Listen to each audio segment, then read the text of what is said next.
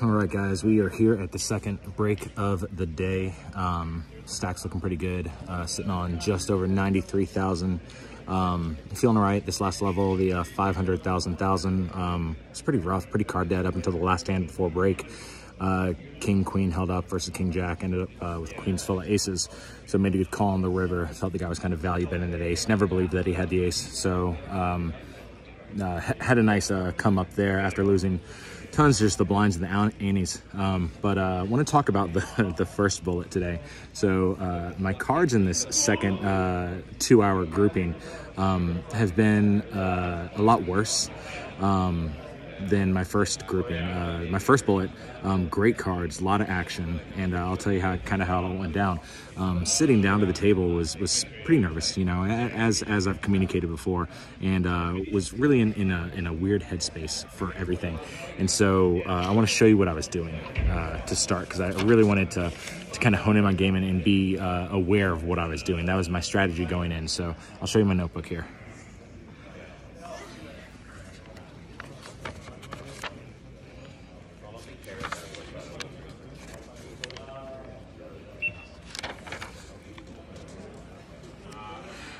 So as you can see, note-taking literally every hand that I was dealt. Fold or otherwise, talking about position, making notes on the other players, etc., and being just really detailed, you know, making notes where I felt that I made mistakes in the hands, and etc. And as you can see, as I was flipping through the book, was trending up above the chip stack. Was playing fairly aggressive, no limping, raising only, or folding, which is fine. But let me tell you how it all went down. So I had built up the stack to just over 60,000. And that first grouping that with blinds at 100, 100, 200, you know, to turn 10K in that took a grind, but was playing well. So I'm dealt ace of diamonds, jack of spades on the button. And it goes around to the cutoff, who pops it to 900. The level right at that point was 200, 300, 300. So he takes it from 300 to 900, so 3x. With ace jack on the button, you know, I decided I've got position, so I pop it to 1700, and he flat calls. Everyone else folds, so it's just heads up, the two of us. Flop comes down, jack of hearts, jack of diamonds, 8 of hearts. He's first to act and throws in a blocker bet of 1,000. I sit there for a minute, you know, top set, ace. What am I looking at here? What am I putting him on, you know? So it's jack, jack, queen, 2 hearts. And I'm like, he doesn't have pocket queens, you know. He would have made a move with the pocket queens, or he would have checked it. You know, blocker bet's kind of suspicious there. So I decided I've got to test the waters, you know. I've got top set, I've got the ace. I don't have any of the heart blockers. So I'm like, does he have a flush, you know, just ace king of hearts or something like that, something weird. With the royal flush, with the jack of hearts and the queen of hearts out there. So I 3-bet it to 6,500. And he sits there and thinks for a minute and goes all in. Now, remember, our stacks at this point are like 50,000. So from 6,500 to all in is another 35,000 chips. And so I'm like, am I really going to risk my tournament life here, you know, for this first bullet? I've got top set, but my hand's not really going to improve unless the board pairs or I hit an ace.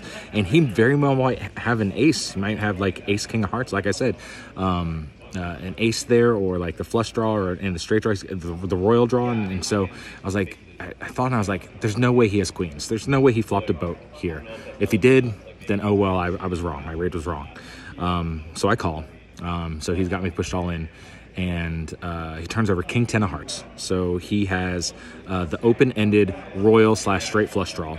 And it was quick and painless. The turn was a 4 of hearts, and the river was a deuce of clubs. So there you go. You know, so that was bullet number 1, and I was steamed afterwards. I was like, come on, I can't be mad at the guy. It was a aggressive move, but it was the right move. I can be mad at the cards. I can be mad at the way the cards fell down, but not mad at the guy. So got up, called Zach, got my head straight, And this is right before the first break. This is literally the last hand before the first break. And so I walked around a little bit for the 20 minutes and then went and bought my second bullet. Sat down at the table and stopped taking the notes, man. Stopped taking the notes. I got the nerves out. I was angry. I was emotional, but in a good way, like in a motivated way. And so I was like, I'm going to play my game. I know how to play cards. I know how to play poker. I know what I'm doing. I'm confident in my game. And so that's what I started playing, and been doing well. If you're following along online, you know, at one point I was top 10. I think I'm like top 20 right now in chips. One of the chip leaders is at my table. He's got well over 200,000 chips. So kind of watching out for him, kind of a looser player, German gentleman. He's actually the one that I cleared that boat off of on that last hand. So kind of watching out for him. But mitigating risk, using game theory, and playing my game. You know, no more notes. I don't need the notes. I took the notes. I know what I'm doing. I saw the mistakes I'm making, but really taking a different approach here. So on break, feeling good. I'm going to try and catch Alan Kessler is sitting one table next to me. If you guys watch D-Neg's vlog, you see Chainsaw Corner a lot.